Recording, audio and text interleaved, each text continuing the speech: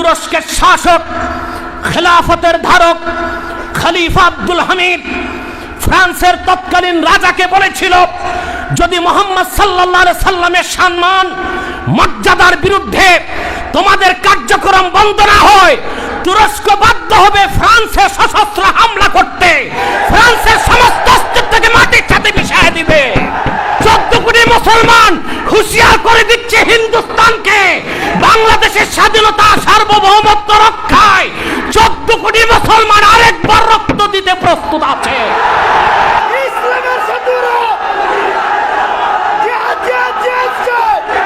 বসে যাও।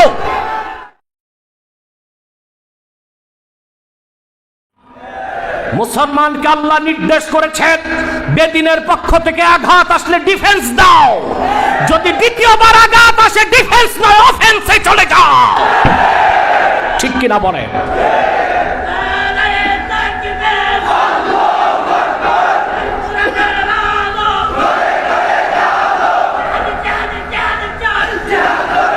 আমার মুসলমান ভাইরা, আজকে আল্লাহর হাবিব মুহাম্মদ সাল্লাল্লাহু আলাইহি সাল্লামের আরশ চুম্বী মর্যাদার বিরুদ্ধে ফ্রান্সে বেয়াদবি হয়েছে। আমরা 57টি মুসলিম রাষ্ট্রের মুসলমান শুধু মিছিল করেছি, আর কিছু করতে পারি না।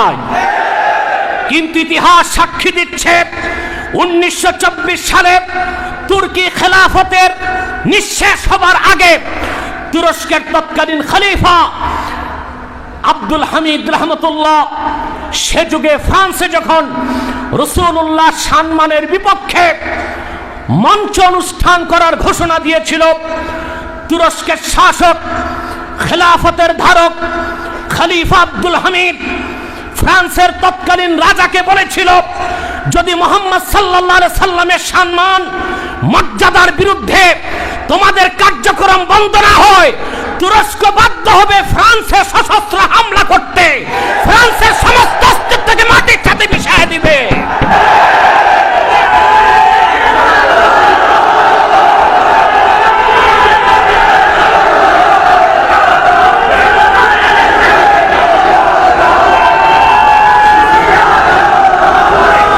আপনারা শুনে আনন্দিত হবেন, ফ্রান্স বিরোধী আন্দোলন বাংলাদেশে শুরু করেছে তাহরিকে খাতমের উপর বাংলাদেশ। আমি সেখান থেকে ঘোষণা দিয়েছিলাম, বাংলাদেশে ফ্রান্সের দূতাবাসকে বন্ধ করতে হবে। সেই দেশের দূতাবাস দ্বিতীয় বৃহত্তম মুসলিম দেশ বাংলাদেশে থাকতে পারে না।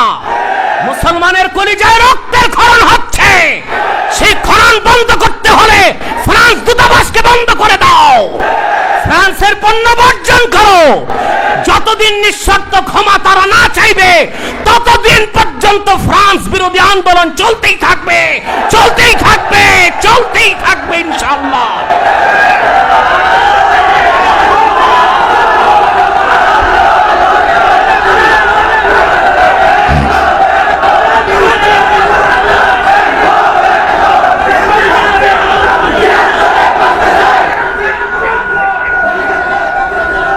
আমার ভাইয়েরা, আল্লাহ রসুলের সম্মানের বিরুদ্ধে যেই বক্তব্য দিবে তার একমাত্র শাস্তি মৃত্যুদণ্ড, কোনো আপিল চলবে না।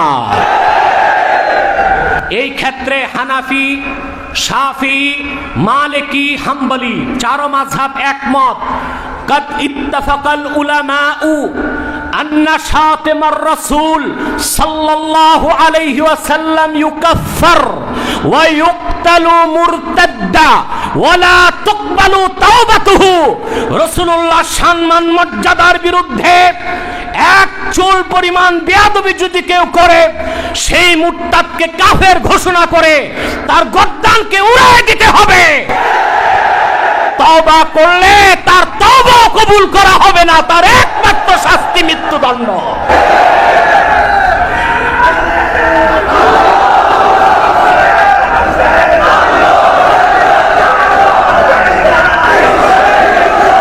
এই সিরাত ময়দানের জনসমুদ্র থেকে আমি বাংলাদেশের অভিভাবকদেরকে বলতে চাই, সোনার বাংলায় যখন তখন বাক স্বাধীনতার দোহাই দিয়ে কথিত বুদ্ধিজীবীরা রাসূলুল্লাহ শানে বেয়াদবি বেয়াদবি করে,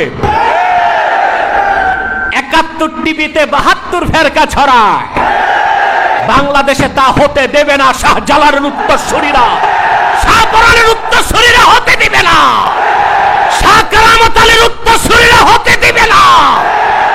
অতি শীঘ্র ব্লাসফেমি আইন করতে হবে। মুর্তাদের শাস্তি মৃত্যুদণ্ড নির্ধারণ করতেই হবে বাংলাদেশে।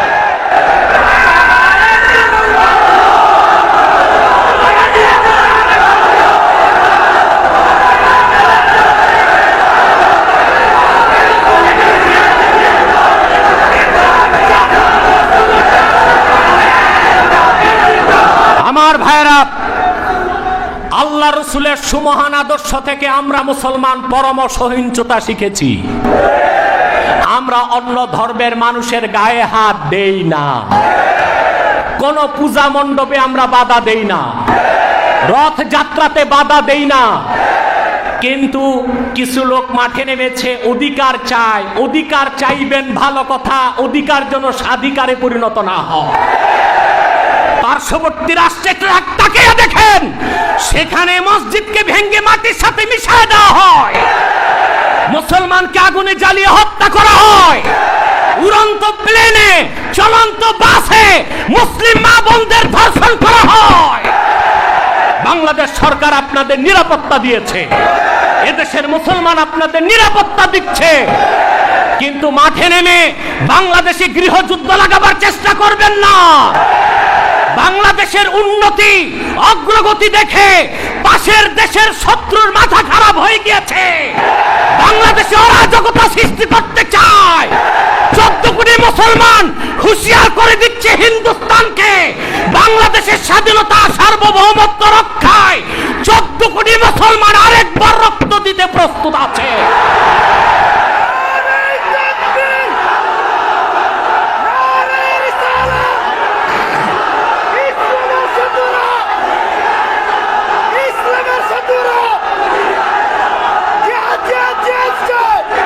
বসে যাও।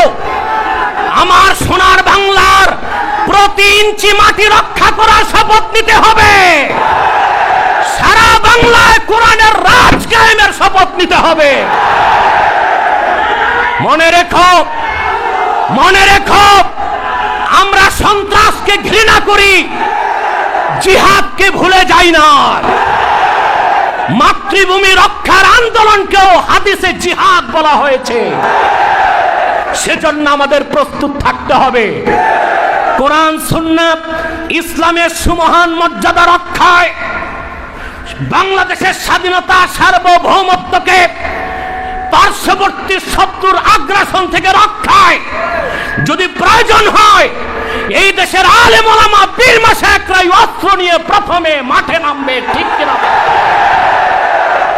সেজন্যই আলেম ওলামার বিরুদ্ধে মিছিল বের করা হয়। চলবে না, এটা বরদাস্ত করা হবে না। বাংলাদেশের সবচেয়ে সুপ্রিয় সংগঠনকে নিয়ে কোনো মন্তব্য এদেশের মুসলমান বরদাস্ত করবে না, করবে না, করবে না, ঠিক কিনা বলে? আমার প্রিয় ভাই সব, আমার প্রিয় ভাই বসেন, এত স্লোগান দিলে আমার সময় কম। রাসূলুল্লাহর সুমহান আদর্শকে, সুন্নাতকে নীতি হিসেবে গ্রহণ করতে হবে। রাজি আছেন? জোরে বলেন।